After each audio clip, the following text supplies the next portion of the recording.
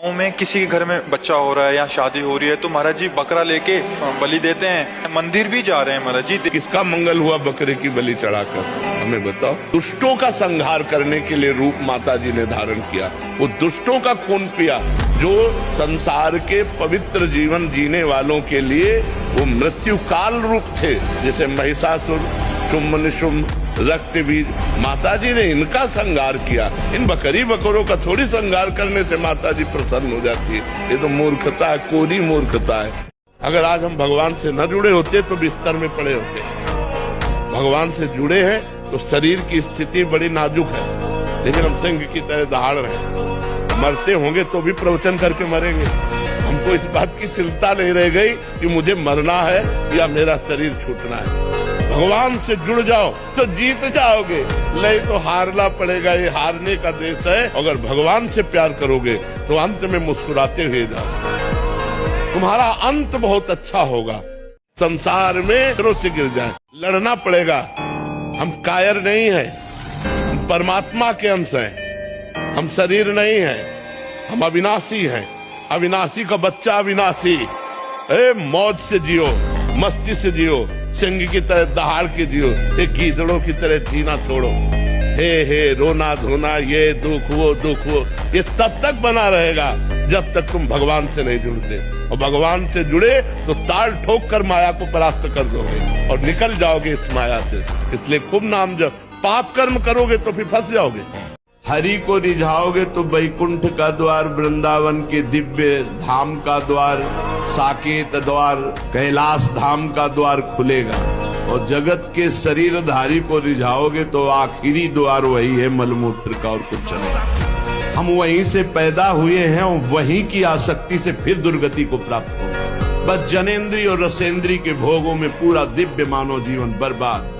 देखो, आप थोड़ी देर ब्रह्मचर्य लेकर के देखो, आपके नेत्रों में चमक आ जाएगी, आपके कपोलों पर लावण्य आ जाएगा, आपके हृदय में बिना कुछ किए एक आनंद की लहर सी दौड़ती रहेगी। थोड़े दिन रह के देखो। कुछ दिन ब्रह्मचर्य रहने पे कष्ट का अनुभव होता है। जब अंदर वासना होती है ना, वो प्रेरित करती है। जैसे जैसे ब्रह्मचर्य बढ़ता वैसे वैसे अंदर आह्लाद होता है। अगर 1 वर्ष ठीक ब्रह्मचर्य रह जाए और कुसंग ना हो तो इतना आनंद उसको अनुभव होने लगेगा, देखेगा नहीं इसी नारकी खेलों की तरफ। यदि हमारा चिंतन विषय लोलुप बना रहा तो चाहे जितना सात्विक भोजन करो, चाहे जितना आप नहाओ धो पवित्र व्यायाम सब, लेकिन आप रोक नहीं सकते, क्योंकि चिंतन है। चिंतन बदलना अति आवश्यक है। उसके बदलने के लिए सत्संग, शास्त्र स्वाध्याय, नाम जप तीनों आवश्यक है। अगर आप शुद्ध ब्रह्मचर्य रहना चाहते, स्वप्न दोष से निपटना चाहते, तत्काल व्यायाम कीजिए। 30 मिनट कम से कम। दंड है, बैठक है, और भी आसन है योगियों ने बताए हैं। और फिर 20 मिनट कम से कम प्राणायाम कीजिए, कपालभाति, अनुलोम विलोम आदि जो भी आप सीख पाए। और इसके बाद 30 मिनट तक कोई खान पान न कीजिए। प्राणायाम व्यायाम के 30 मिनट तक ना आप चाय पीजिए ना पानी। चाय तो बड़े बूढ़ों की बात है, आपका शरीर रोगी हो तो चाय की जरूरत क्या है। ब्रह्मचारी अपने आप में इतना चाय होता है कि उसे जरूरत ही नहीं दूसरे किसी गर्म पदार्थ पाने की। सोचो, अभी 12 वर्ष का बच्चा है, अब उसने गंदे आचरण शुरू कर दिए, वीरनाश करना शुरू कर दिया। अब वो जब 22 वर्ष का होगा तो उसकी हालत खराब हो जाएगी। अच्छा, 25 वर्ष तक ब्रह्मचर्य रहा, फिर वो गृहस्थी में गया तो कुछ उसका गृहस्थी नहीं बिगाड़ पाएगी, क्योंकि परिपक्व हो गया ना, उसका जो सप्तम धातु परिपक्व हो चुकी, तो उत्तम संतान होगी और वो धैर्यवान होगा। उसका माइंड जो है काम करेगा कि हमें संयम से रहना है। अपने लोगों ने बहुत बड़ी गलती कर दी, इसलिए सावधान। वीर ही अमृत है, वीर त्याग ही मृत्यु है, इतना समझ। ऐसे ऐसे साधक है कि 10-10 वर्ष हो गए स्वप्न दोष नहीं हुआ, 10-10 वर्ष हो गए स्वप्न दोष ही नहीं हुआ। ऐसे भी उपासक है हमारे पास है, अपने पास है, 10 वर्ष हो गए स्वप्न दोष ही नहीं हुआ। तो क्या है, उन्होंने संयम किया, वीर जो है स्थगित हो गया, परिपक्व हो गया, धीरे धीरे ऊर्ध्वगामी होने लगता है। आज अपने माता पिता की सेवा तो करते नहीं, राष्ट्र सेवा के लिए कैसे भावना बनेगी। सयाने हो जाते, पढ़े लिखे हो जाते, धन कमाते हैं, अब उनको लगता है माता पिता भार हैं, उनको छोड़ देते। प्रायः कोई बिरले ऐसे पुत्र हैं जो अपने वयोवृद्ध माता पिता की सेवा करें। हमें लगता है उनको बैठकर शिक्षा देनी चाहिए कि माता पिता की सेवा, परिवार की सेवा, समाज की सेवा, राष्ट्र की सेवा, इसी से भगवान प्रसन्न होते हैं। अगर मंदिर में पूजा करें और बूढ़े माता पिता भूखे बैठे रहे तो भगवान कोई सेवा स्वीकार करने वाले नहीं। मुख से दुर्गंध और शरीर से दुर्गंध आने लगती है जो अपनी इस ब्रह्मचर्य शक्ति का नाश करता है। दुर्गंध युक्त शरीर हो जाता है। नाक के किनारे ऐसी हल्की हल्की झाई आने लगती है। ऐसे यहाँ हल्की हल्की झाइयां पड़ने लगती, काले दाग जिन्हें कहते हैं, ये चिन्ह है ब्रह्मचर्य का नाश करने की। आवाज में कोमलता नष्ट हो जाती है, रुक्षता आ जाती है, स्वभाव में अप्रिय स्वभाव बन जाता है। कोई भी तुम्हारे पास बैठना नहीं चाहेगा, वही बैठेगा जो तुम्हारे लक्षणों से युक्त होगा। नवीन बच्चे कर रहे हैं। अभ्यास तो इतना विचित्र है भैया कि हमको एक साधक मिला, उसने बताया मैं करता ही नहीं, सोते हुए मेरे हाथ से हो जाता। मैं करता भी नहीं हूं, मुझे सुध भी नहीं रहती, तो हमें पहले तो लगा कि ऐसा कैसे हो सकता है। फिर चिंतन में आया कि अभ्यास के द्वारा हो सकता है। अभ्यास, गलत अभ्यास हमारे जीवन को नष्ट कर देता है। तो क्या हम सही अभ्यास से धीरे धीरे गलत अभ्यास पर शासन नहीं कर सकते? कर सकते हैं। आपको यदि लगता है झूठ बोलने से हमें 1000 का फायदा हो जाता है, तो 10,000 का पीछे नुकसान आ रहा है जिसे तुम नहीं देख पा रहे हो। माना सत्य बोलने से आपको 4 रुपए मिलेंगे और झूठ बोलने से 400 मिलेंगे। लेकिन आप ध्यान रखना, अगर झूठ बोल के कमाओगे तो ऐसे बच्चे पैदा होंगे कि जिंदगी भर उनकी तुम्हें सेवकाई करनी पड़ेगी और अधर्माचरण में तुम्हारी प्रवृत्ति बढ़ेगी। जीवन भर रोग, प्रपंच, क्लेश, अशांति, इससे आप दुखी रहोगे। अंग का जब हम बार बार उसका प्रयोग तो उसका स्वभाव बन जाता है। जैसे हम हाथ है, आज हम दंड बैठक लगावे तो दर्द होगा, लेकिन हम रोज लगावे तो उसका अभ्यास हो जाएगा। तो अब उसका अभ्यास बन गया धातु क्षीण करने का। अब आप ना भी कोई चेष्टा करें तो भी वो क्षीण हो जाएगी, उसका अभ्यास बन गया। अब हम ऐसा तमोगुणी भोजन पाले, बहुत कड़ुआ, बहुत तीखा, बहुत खट्टा, तो वो धातु का क्षरण हो जाएगा, भोजन से कब्ज बन जाए तो उससे नष्ट हो जाएगा। गलत चिंतन हो जाए, जैसे स्वप्न में गलत चिंतन हुआ तो जागृत में उसका परिणाम मिलता है। कई तरह के ऐसे दोष हैं जिनमें हम इन दोषों से अपने आप को नहीं बचा पाते। दर्शन से, संभाषण से, स्पर्श से दूसरों के पाप नष्ट कर दे अपने आप। कोई भी रोग, कोई भी शोक, कोई भी ताप उसे स्पर्श नहीं कर सकता। वो एकदम हर समय फूल जैसा रहता है क्योंकि ब्रह्मचर्य स्थित है। तो मुझे तो लगता है कि इस मार्ग में यदि चलने की हिम्मत न हो तो ब्याह कर ले और गृहस्थी में रहे, बहुत अच्छा रहता है। कोई ऐसी साध्वी पत्नी देख ले जो भगवत भक्ति से युक्त हो और ब्याह करके सदगृहस्थी में नमक रोटी खा के रहे, अच्छा है। जिससे क्या होगा कि धैर्यपूर्वक जीवन कट जाएगा। नहीं, 4 दिन का भैया ये शरीर है, 4 दिन का समझो, इसके बाद जो गति होगा तो है पर मुर्दे की तरह निस्तेज, उसमें उत्साह, उसमें शूरवीरता, ये सब क्षीण होने लगती है। आंखें धस जाती हैं और उसकी हड्डियां कमजोर होने लगती हैं, बाल पकने लगते हैं, झड़ने लगते हैं। थोड़ा भी परिश्रम या मेहनत करने पर हांफने लगना, थक जाना, दैनिक दिनचर्या बिल्कुल ठीक ना होना, चित्त में बहुत सी कुचिंताएं बढ़ जाना, थोड़ा सा दुख एक पहाड़ जैसा लगना, थोड़ा सा भय ऐसा लगना कि अब क्या होगा। इतना अधिक पुष्ट ब्रह्मचर्य होगा तो ये श्वेत कीट बलवान होते हैं, इतने बलवान हो जाते हैं कि विष को भी पचा जाएगा। इतनी क्षमता ब्रह्मचर्य में है, विष को पचा डाले, भोजन की क्या बात। परंतु जो अपनी शक्ति को छीण करते रहते हैं तो इतना दुर्बल हो जाता है कि पानी पचना मुश्किल हो जाता है। हैजा, प्लेग, मलेरिया, थोड़ी थोड़ी दिनों में सर दर्द, बुखार, और वो मानो मरा हुआ व्यक्ति है। ब्रह्मचारी के हृदय में एक ऐसी अध्यात्म शक्ति होती है, कहीं कोई कभी भय नहीं लगता, कहीं भी। अगर कभी भय का भी अवसर आता है तो उसकी जांच करता है, कहां भय है, कौन सा भय है, क्या है, थोड़ी ही देर में समाप्त। क्योंकि जो निर्भय चरणारविंद का आश्रय लिए हुए है, महाबलशाली प्रभु श्री हरि की भुजाओं का आश्रय लिए हुए, उसे कहां भय लगेगा। हमको लगता है सबको पहले हमारे इशारे को नहीं समझे तो ना परमार्थ के लायक रहोगे ना व्यवहार के लायक रहोगे। जो नियम संयम का त्यागी और भ्रष्ट आचरण वाला होता है उसकी कभी दिनचर्या एक जैसी हो ही नहीं सकती। वो किसी भी शास्त्र या गुरुदेव या संत की आज्ञा पर बहुत समय तक टिका रहे, ऐसा हो ही नहीं सकता। एक जैसी दिनचर्या और शास्त्र और गुरु आज्ञा पर चलने वाला वही उपासक होगा जो भ्रष्ट आचरण नहीं करता। जब बंदर सर्प को पकड़ लेता है ऐसे वो फन पकड़ता है, पेड़ में ऐसे रगड़ता है, फिर कान में लगाता है। अगर वो सूंघ हुआ जरा सा फिर रगड़ता है। बोले उसके मरने पर भी 100 बार रगड़ता है। मन को जिसने मार लिया वही महात्मा, मन को जिसने चेला बना लिया वही जगत गुरु, मन को जिसने परमात्मा स्वरूप कर लिया वही जीवन मुक्त महापुरुष हो गया। सारा खेल इस मन के ऊपर। बाजार का ये अमुक चीज आनी चाहिए। कितने ऐसे बाजार की पैकिंग की चीजें निकलते जिसमें कीड़ा रेंगते भी चलते।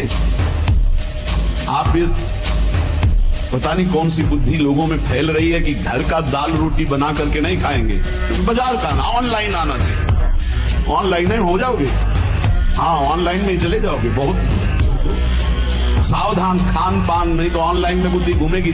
श्री जी में चित्त लगाने के लिए थोड़ा ऑनलाइन से हटो, थोड़ा सा अपने चित्त को सुधारो। हम कह रहे हैं जबान में अगर सात्विक भोजन केवल जाएगा तो भजन में बहुत रुचि होगी, संयम से रह पाओगे।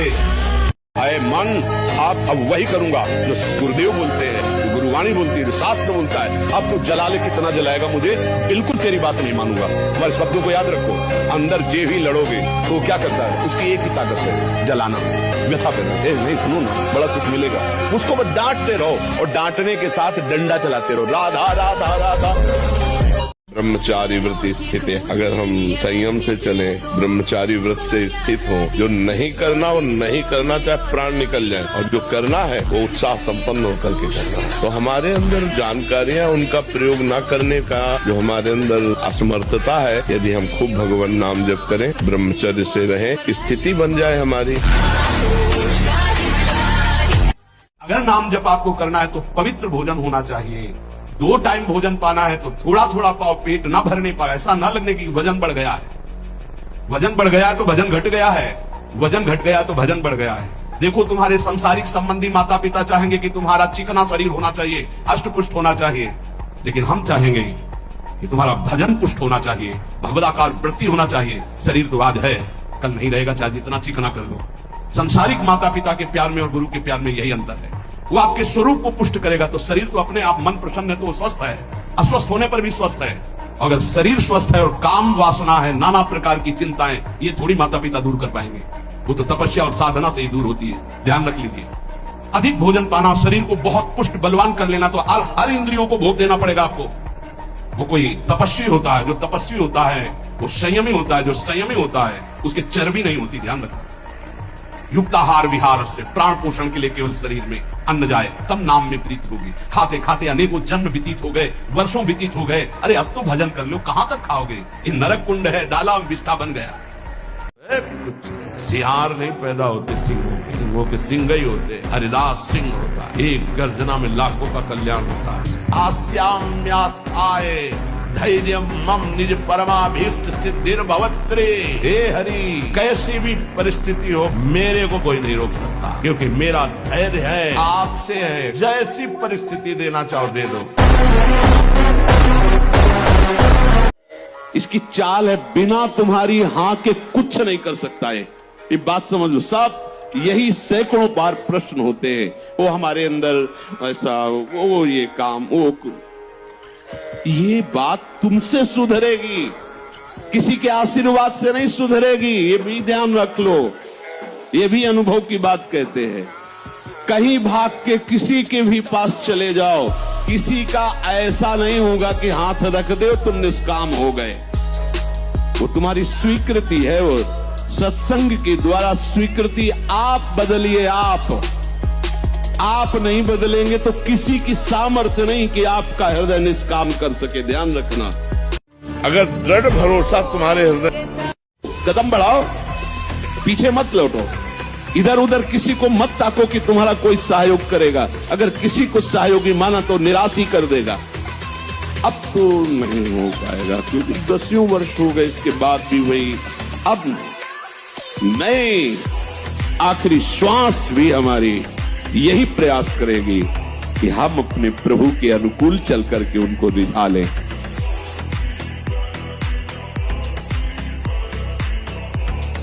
अंदर ही अंदर जो मंत्र दिया, नाम दिया है, ये निरंतर चलने का अभ्यास होना चाहिए। यही समस्त शास्त्रों का सार है।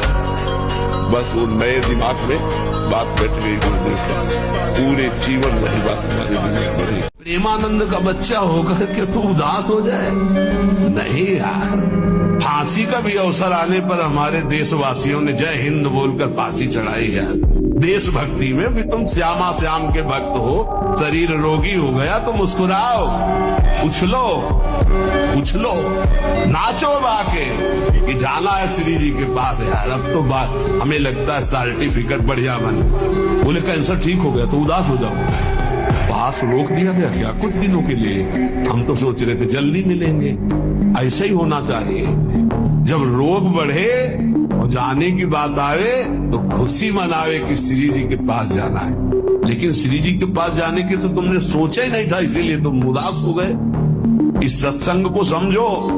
रोज अपने अंदर कोई ना कोई विचार करो कि अगर किडनी फेल हो गई तो, अगर दिल फेल हो गया, ये सब फेल होने वाले हैं तो तुम्हारा दिमाग सही रहेगा। नारायण स्वामी कहते हैं जो दो को याद करता है वो आगे बढ़ जाता है। एक तो श्री भगवान को मत भूलो, दूसरे मृत्यु को मत भूलो। मरना काहे को पाप कर रहे हैं, काहे को उद्दंडता कर रहे हो, अधर्म आचरण कर रहे, जाना है यहाँ से। तो हम सब उपासक से प्रार्थना करते हैं, पहले ये बताओ कि भगवत मार्ग में जाने के लिए आए हो या रहने के लिए? जाने के लिए आए हो ना। कहाँ? श्री जी के पास। तो अगर बुलावा कैंसर रूप में आए तो उदास क्यों हो रहे हो? कई बार तो मरना है यार, तो दिक्कत काहे की है? जो कष्ट आएगा उसे भोगेंगे। राधा राधा राधा, बहादुर बनो, एकदम कमजोर मत बनो, मेरी बात मान लो।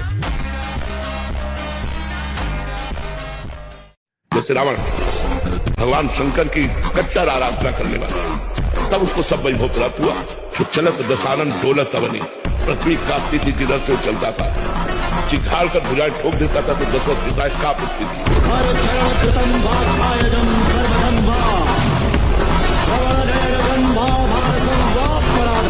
विश्व का कोई भी कहीं भी कितना भी बड़ा देवता हो, अगर भगवान नाम जापक है तो उसे ये घोड़े ओड़े की नाल पहनने की जरूरत नहीं है। और हम कहते हैं कि आप जाओ और शनि की आराधना करो और उसका फल मांगो कि प्रेमानंद के बाल को उखाड़ दीजिए। सिनेमा आदि है, वहां तो जान रहे हो चित्र है, पर उनमें जो अभिनय करने वाले जन है वो तो संसारी जन ही है ना। उनका पहनावा, ओढ़ावा, हाव भाव, अंग प्रत्यंग, अगर आप भगवत भाव से युक्त है तो संपूर्ण सृष्टि में कहीं भी दृष्टि जाए अपने प्रभु की भावना होती है। पर वहां तक पहुंचने के लिए आपको ये त्यागना होगा ना। आप किसी का अनुकरण न करें, आप अपनी स्थिति को देखें। अगर आप किसी का अनुकरण करते हैं कि हमने उनको देखा है, वो टीवी देख रहे हैं, तो टीवी में क्या देख रहे हैं, कहाँ स्थिति है, हमें क्या पता। हमको जहां पहुंचना है उसके लिए हमारे लिए बाधक है, हमें नहीं देखना है। अगर आप माना कि कोई नाटक ही देख रहे हैं, ऐसे सीरियल ही देख रहे हैं, तो उसमें अभिनय करने वाले तो संसारी भोगी पुरुष ही है ना। आप कोई त्यागी जितेंद्री महात्मा को थोड़ी देख रहे हैं। तो उस देखने में तन्मयता आती है, जिसको हम देखते हैं उस पर हम आसक्त होते हैं, तभी तो उसका सुख दुख अनुभव होता है। देखो कोई ऐसी रोने वाली सीन आए तो रोना आ जाएगा, हंसने वाली आ जाए तो हंसना आ जाएगा, ऐसे तो उसका प्रभाव हम पर पड़ रहा है ना। अपने मान सम्मान की बात हो तो चुपचाप सह लेना चाहिए, लेकिन जब धर्म की, राष्ट्र की, माता पिता की, गुरुजनों की बात आवे तो उसमें भी चुप नहीं रहेंगे। ऐसा भाव होना चाहिए, हमारे राष्ट्र की तरफ, हमारे धर्म की तरफ, हमारी मर्यादा की तरफ देखे, हमें अपमानित करो मैं सह जाऊंगा। हरिनाम जापक, राधा नाम जापक, ये ध्यान रखे। अगर वाणी से अश्लील वचन बोलेगा, गंदी बातें बोलेगा, प्रपंच की बातें बोलेगा, नाम भगवान नहीं चलेंगे। जैसे भगवान वैसे ही भगवान का नाम, ये परम पवित्र है।